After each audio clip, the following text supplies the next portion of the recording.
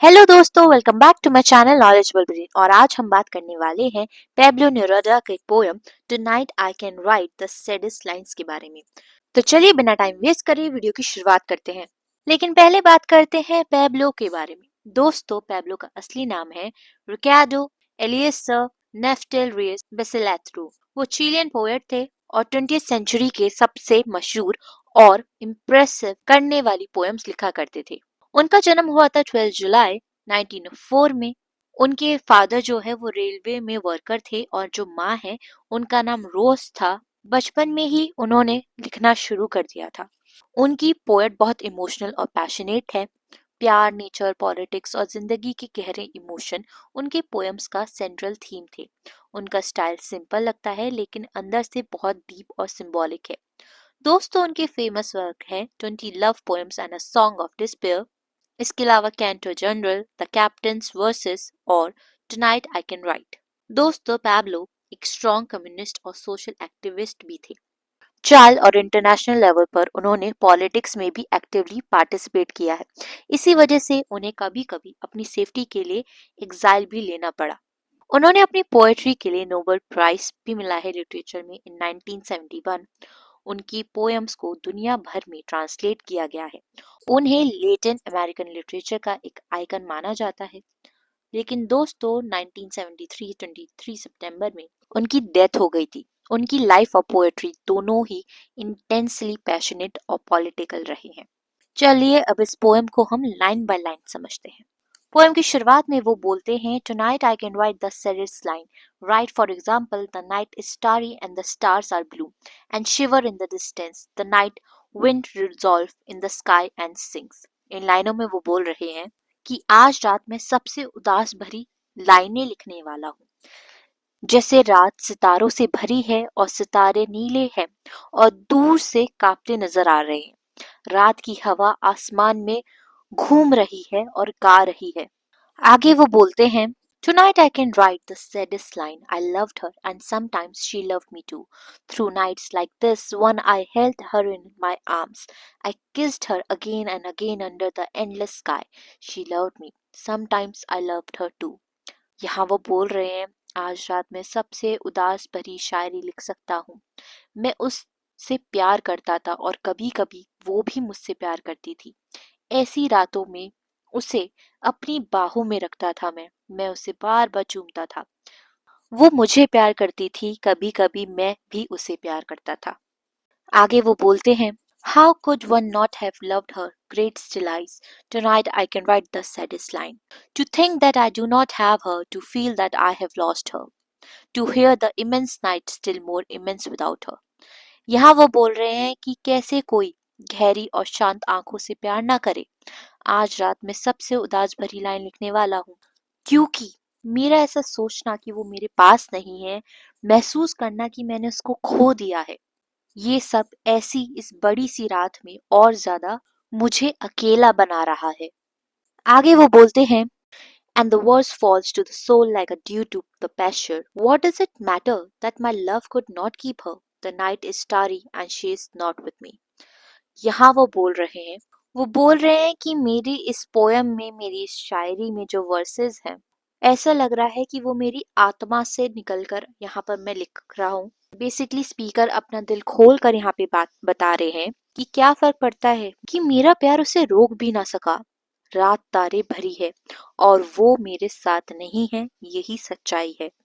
तो दोस्तों, अब तक हमने समझा है कि यहाँ पर स्पीकर किसी के लिए पोयम लिख रहे हैं जिससे वो बहुत ज्यादा प्यार करते हैं और वो भी कभी उनसे प्यार करा करती थी, लेकिन अब वो पोएट की जिंदगी में नहीं है और यही सच्चाई पोएट यहाँ पर लिख रहे हैं।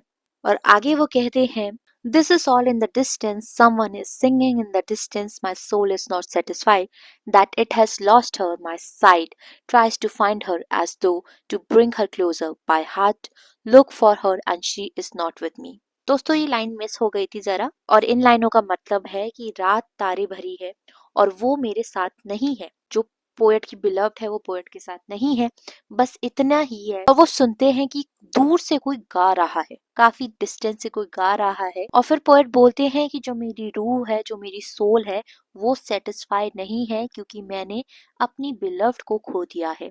मेरी नजर उसे ढूंढती है जैसे उसे पास लाना हो। उसे ढूंढ रही है वो, मेरा दिल उससे ढूंढता है और वो मेरे साथ नहीं है, यही सच्चाई है। आगे वो बोलते हैं, the same night whitening the same trees, we of that time are no longer the same. I no longer love her, that certain's, but how I loved her. My voice tried to find the wind to touch her hearing. Another's she will bring another's, as she was before my kisses. यहाँ पर वो कह रहे हैं कि वही रात वही पेड़ों को रोशन कर रही है। हम उस वक्त के अब वो नहीं रहे जो हम कभी पहले हुआ करते थे। मैं अब उसे प्यार नहीं करता, ये पक्का है। पर कितना मैंने उसे प्यार किया था। मेरी आवाज ने हवा को ढूंढा, जैसे उसके कान तक पहुंच सके। किसी और की, वो किसी और की हो गई, वैसे ही जैसे वो पहले मेरे मिलने से पहले, मेरी किसिस से पहले थी। तो बेसिकली यहाँ पे स्पीकर बोल रहे हैं कि अभी भी वही रात है, वही जगह है जहाँ पेड़ों पर रोशनी पड़ती है, लेकिन अब हमारा वक्त नहीं रहा। और वो ये भी क्लियर करते हैं कि मैं अब उससे प्यार नहीं करता हूँ, लेकिन मैं कभी उसको प्यार करा करता था। कहीं ना कहीं मेरे दिल के कोने में अभी भी मेरी जो आत्मा है उसको ढूंढना चाहती है, उस तक पहुंचना चाहती है, लेकिन ये भी सच है कि वो किसी और की हो गई है। आगे कहते हैं, her voice, her bright body, her infinite eyes, I no longer love her, that's certain, but maybe I love her. Love is so short, forgetting is so long. Because through nights like this one, I held her in my arms. My soul is not satisfied that it has lost her. Though this be the last pain that she makes me suffer, and this the last verses that I write for her. इन लाइनों में वो बोल रहे हैं कि उसकी आवाज, उसकी ब्यूटीफुल बॉडी, उसकी ब्राइट बॉडी और उसकी ब्यूटीफुल आईज, मैं अब उससे प्यार नहीं करता, ये बात तो पक्का है। पर हो सकता है मैं शायद अभी भी उससे प्यार करता हूँ। प्यार इतना छोटा है, भूलना इतना लंबा है उसे। यानी कि प्यार करना तो आसान है, लेकिन किसी को भूलना बहुत मुश्किल है।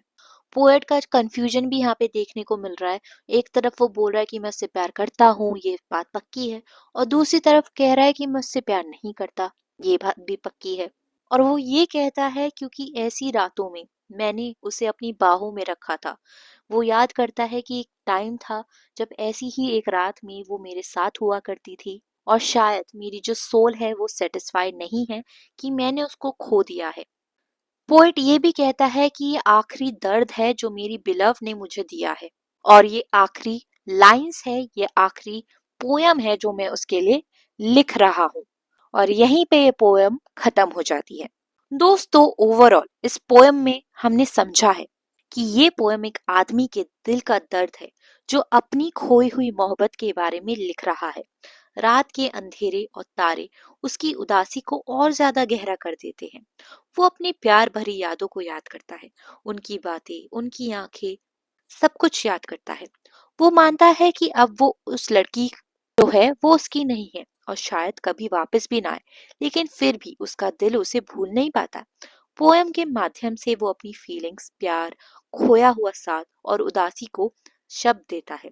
अंत में वो बोलता है कि ये पोयम प्यार के सुख और दुख, यादों की गहराई और भूलने की कठिनाई को दिखा रही है कि प्यार छोटा हो सकता है, लेकिन भूलना बहुत लंबा होता है, दर्द भरा होता है।